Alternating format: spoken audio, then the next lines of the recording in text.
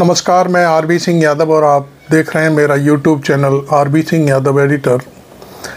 आज मैं आपको एक ऐसी खबर दिखाने जा रहा हूं कि आप सोच कर के भी सोचते रह जाओगे, यानी दंग रह जाओगे। अभी तक आपने सुना होगा कि भारत की मोदी सरकार एयरपोर्ट बेच रही है, LIC बेच रही है और जो समुद्र के किनारे पोर्ट होते हैं उनको बेच रही है, रेलवे स्टेशन बेच रही है, ट्रेनें बेच रही है, बस अड्डे बेच रही है और जहाँ तक मेरा और भी अंदाज़ा है जाने और क्या क्या बेच रही है। जल बेच रही है, जंगल बेच रही है, ज़मीन बेच रही है। हालांकि ज़मीनों का जो सौदा होने वाला था उसे किसानों ने अपनी तरफ मोड़ लिया और हालांकि 700 किसान मारे गए थे। उसके बाद जो काले कृषि कानून थे वो वापस लिए गए। अब मैं आपको एक नई जो खबर है वो है, इतनी सारी चीज़ें बेचने के बाद नरेंद्र मोदी अब जानवर भी बेचना शुरू कर रहे हैं। अब आप कहोगे कि जानवर कैसे बेचे जा सकते हैं? अरे भाई, क्यों नहीं बेचे जा सकते? पूरा जू बेच दो, बिक गए जानवर। जितने भी जानवर जू में होंगे सारे के सारे बिक जाएंगे। अभी तक भारत सरकार जू को चलाती थी, अब अंबानी का बेटा जू चलाएगा। ये मैं कोई झूठी खबर नहीं बता रहा हूँ, विद प्रूफ, विद डॉक्यूमेंट के साथ आपको ये खबर दिखाने जा रहा हूँ। आपको मालूम है कि अंबानी इस समय ट्रंप की गोद में जाके बैठ गया है। उसका बेटा यहाँ बंतारा नाम से गुजरात में एक जू चला रहा है और वो गुजरात तक सीमित नहीं रहना चाहता। उसने खुद को अब पूरे देश में फैलाने की शुरुआत कर दी है। तो गुजरात से चलकर वो दिल्ली आया और दिल्ली में उसने एक समझौता किया है, जो दिल्ली का जू है उसके लिए एग्रीमेंट हो चुका है, सब कुछ हो गया। हम आपको उसका एग्रीमेंट भी दिखा देंगे और कुछ फ़ोटोग्राफ्स हैं जिसमें मोदी के साथ अंबानी का बेटा और बहू दोनों बीच में मोदी साहब खड़े हुए हैं और अंबानी ट्रंप के साथ है, उसकी भी हम एक फ़ोटो दिखाएंगे आपको। खैर, फ़ोटो पहले देख लेते हैं, एक तो एग्रीमेंट की फ़ोटो देख लेते हैं, उसके बाद फिर हम बहुत सारी और भी चीज़ें आपके सामने रखेंगे।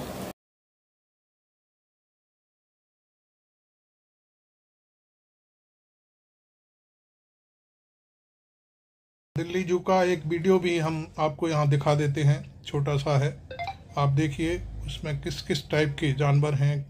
हमने शायद क्रोकोडाइल भी देखा, एक चीता भी दिखाई दिया है, एलिफेंट बहुत हैं और कुछ जो डियर हैं जिनको हिरन कहते हैं, हिरणों का झुंड भी बहुत तगड़ा है।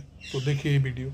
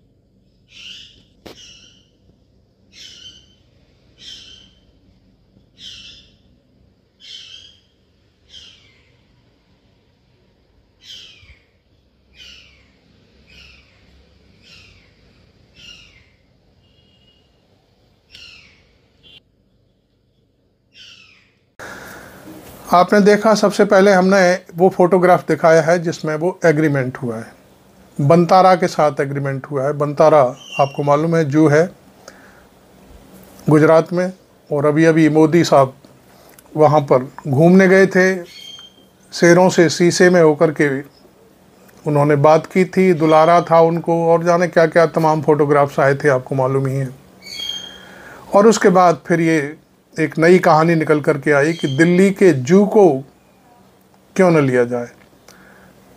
इसमें एक नई कहानी ये बन के आई कि जू कैसे खरीदा जा सकता है।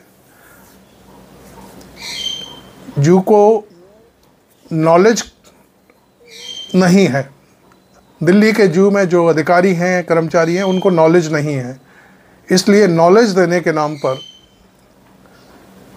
और बंतारा से ये समझौता हुआ है, सेल हुई है। अब इसमें जितने भी जानवर हैं दिल्ली जू में, मैंने दिल्ली का जू देखा नहीं है, लेकिन सुना है कि बहुत अच्छा और शानदार जू है। शायद ऐसा जू हिंदुस्तान में शायद ही कोई हो, और बहुत अच्छा है। लेकिन ये सारी चीज़ें, एक और बात सामने आई है कि जू का समझौता हो गया, जू अंबानी के बेटे को दे दिया गया, बंतारा को दे दिया गया, और जो डायरेक्टर है जू का, उसको मालूम ही नहीं है। ऊपर ऊपर सारे खेल हो गए। कितनी पावर होती है एक व्यापारी के अंदर कि वो कुछ भी खरीद लेता है, और जो बिक रहे हैं उन्हें खुद मालूम नहीं होता। खरीदने वालों को सब चीज़ मालूम होती है, बेचने वालों को मालूम होती है, लेकिन बीच में जो लोग उसमें काम करते हैं उनको नहीं पता होता कि आज हमारी नौकरी सरकार के साथ है, हो सकता है कल हमारी नौकरी किसी सेठ लाला के साथ हो जाए। तो क्या क्या हुआ है वो मैं आपको पढ़ के सुना देता हूँ थोड़ा सा। जो खबर पता चली है वो ये है कि दिल्ली का चिड़ियाघर अंबानी को सौंप दिया गया है। सबसे बड़ी बात यह है कि समझौते पर हस्ताक्षर भी हो गए, जो दस्तावेज बनते हैं उस पर दस्तखत भी हो गए, और चिड़ियाघर के डायरेक्टर को पता ही नहीं है कि जू कहाँ चला गया। यह समझौता Greens zoological rescue and rehabilitation centre Jamnagar अर्थात अंबानी पुत्र के बंतारा से हुआ है, जो कि दिल्ली चिड़ियाघर का प्रबंधन देखेगा। बंतारा की एक टीम यहाँ आकर सब कुछ सर्वे भी कर गई, सब पहले ही सारा खेल हो गया। बंतारा जामनगर गुजरात में स्थित एक आधुनिक वन्य जीव बचाव, पुनर्वास और संरक्षण केंद्र के नाम पर अनंत अंबानी ने रिलायंस फाउंडेशन के सहयोग से रिलायंस रिफाइनरी के ग्रीन बेल्ट क्षेत्र में लगभग 3000 एकड़, कुछ स्रोतों के अनुसार है ये 3500 एकड़ में फैला हुआ है। दिल्ली में चिड़ियाघर की संकल्पना 1953 में हुई थी और 1 नवंबर 1959 को केंद्रीय मंत्री पंजाब राव देशमुख ने इसका उद्घाटन किया था। दिल्ली में पुराना किला के पास दलदली ज़मीन पर इसे डिज़ाइन करने में, इसके डिज़ाइन में श्रीलंका के मेजर बायनमैन और पश्चिम जर्मनी के कार्ल हैगेनबैंग को महत्वपूर्ण भूमिका रही थी। आज यह कोई 176 एकड़ में फैला हुआ है और 1200 से अधिक जानवर की प्रजातियां इस दिल्ली जू में हैं। देश की इतनी बेशकीमती संपत्ति को सीधे निजी हाथों में सौंपना शर्मनाक और ख़तरनाक है। पर्यावरण और जैव विविधता की दृष्टि से यह घातक कदम हो सकता है। संस्थान के निजीकरण के कारण सेवा शर्तों और दर्शकों पर भार बढ़ना तो है ही, तेल, रेल, भेल, जंगल, समुद्र सब कुछ सौंप दिया मालिक को। अब जानवरों और जैव विविधता की बारी है। मुझे भरोसा है कि 1.5 GB डाटा EMI चुकाने में व्यस्त मध्यम वर्ग, जय श्री राम में डूब बेरोजगारों और सत्ता के तलवे सहला रहे उच्च वर्ग को इससे कोई फर्क नहीं पड़ेगा। फिर भी सनद रहे व्यक्त कर काम आए उनके लिए भी, जो बीजेपी के चंदे से वक्सवाह जंगल उजाड़ने अपर आंदोलन आकर रहे थे, लेकिन हंसदेव पर चुप हैं और अब से अपने सेठ का मामला चुप रहना ही है। ये एक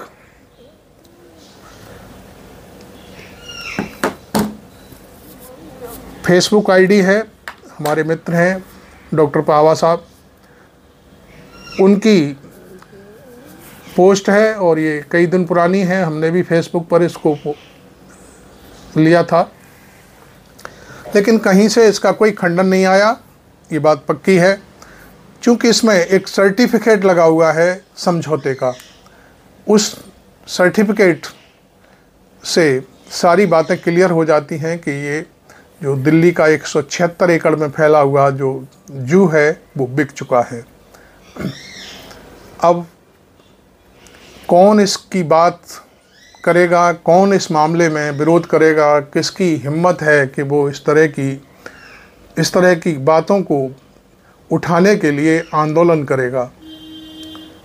चूँकि ये जो व्हाट्सएप यूनिवर्सिटी है वो तो अपने आप में व्यस्त है, वो सिर्फ़ और सिर्फ राहुल गांधी कुछ बोलेंगे तो उसका जवाब देती है।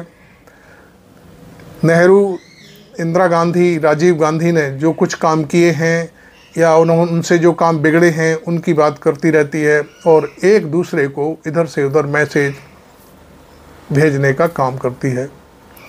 जनता को पूरी तरह से इन सब बातों से शायद कोई लेना देना नहीं है।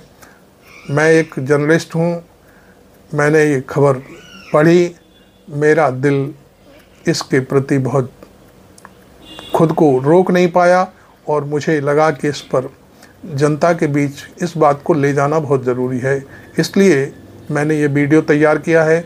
हो सकता है मेरे जो दर्शक हैं, छोटा सा मेरा चैनल है, उसमें भी लोगों को तकलीफ़ हो, शायद उन्हें बुरा लगे कि आपने इस पर वीडियो क्यों बनाया। तो मैं माफ़ी चाहूँगा कि मेरा दिल अभी भी गवारा नहीं करता कि इस तरह से जू को किसी गैर सरकारी संस्था को सौंप दिया जाए। मैंने आपको बताया था कि इसके तैयार करने के लिए कहाँ से, जर्मनी से, श्रीलंका से आर्किटेक्ट आए हुए थे। उन्होंने इस दलदली भूमि को जू में तब्दील किया। आज भी वहाँ शायद 500-600 के आसपास या शायद 1000 से ऊपर वन्य जीव हैं, तमाम तरह की चीज़ें हैं। अब जब बात यहाँ आ रही है कि इसको रोकेगा कौन, जब रोकने वाला ही खुद बेचने की तैयारी कर रहा है, बेच चुका है, तो फिर उसमें रोकने वाला कोई नहीं होगा।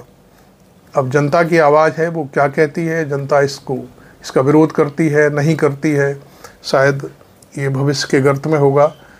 हमने अपना काम कर दिया, अब जो भी होगा देखा जाएगा।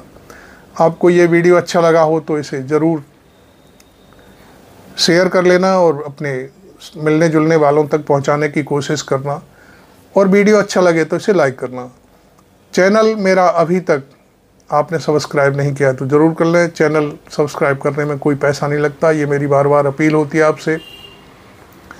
और मेरा निवेदन भी है कि आप मेरे चैनल को सब्सक्राइब करें तो इसी तरह की जो खबरें, वीडियो आप तक पहुंचते रहें, ये मेरा सौभाग्य होगा। Thank you very much. मैं आरबी सिंह यादव।